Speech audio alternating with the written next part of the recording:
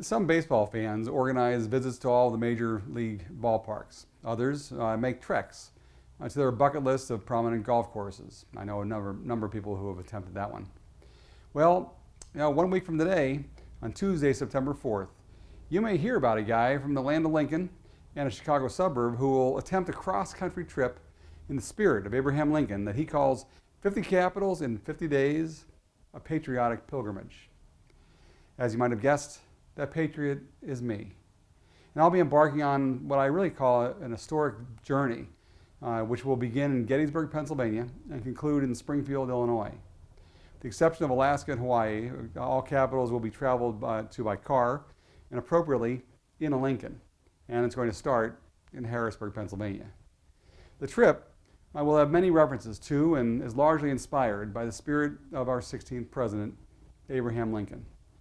As he honored those fallen on the battlefield of Gettysburg, he was asked to make a few appropriate remarks. And so on the steps of each capital, I plan to invite to recite Lincoln's most famous speech. I've always felt a strong connection to Abraham Lincoln, our first Republican president, because of his values, his commitment to saving the Union, and because of Lincoln's connection to my birth state, which is Pennsylvania, and my adopted state here in Illinois. Ultimately, I hope that all Americans will recommit to Lincoln's core principles and that of our founders: God, liberty, unity, and equality.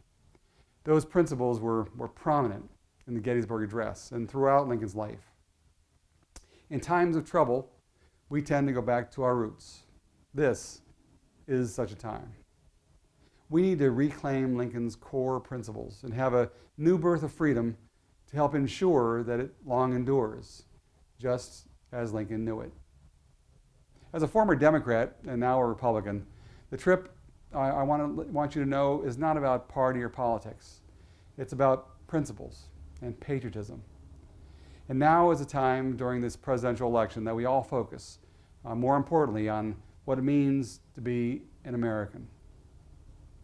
When people think of Lincoln's core values, they don't necessarily think of God first, but an examination of Lincoln reveals that he did. His most enduring speeches showed the depth of the president's spiritual focus. From the Lincoln-Douglas debates, and you might remember, as is best known, that a house divided against itself cannot stand, to his farewell address in Springfield, and of course to the Gettysburg Address. In his second inaugural address, Lincoln refers to God 14 times in just 701 words. And while in each capital, I will ask a very important question as I approach the information desk. Is God still in the capital? And I'm going to look for all references, tangible and intangible, as a way to assess each state's spiritual focus. I hope you join me, and I hope you visit 50 Capitals in 50 Days to follow my trip and as I blog each step of the way. There are also pages of information on how you can become involved and help me along the way. Ultimately, all net proceeds from the trip will be donated to select veterans associations, in particular Honor Flight and Honor Guard.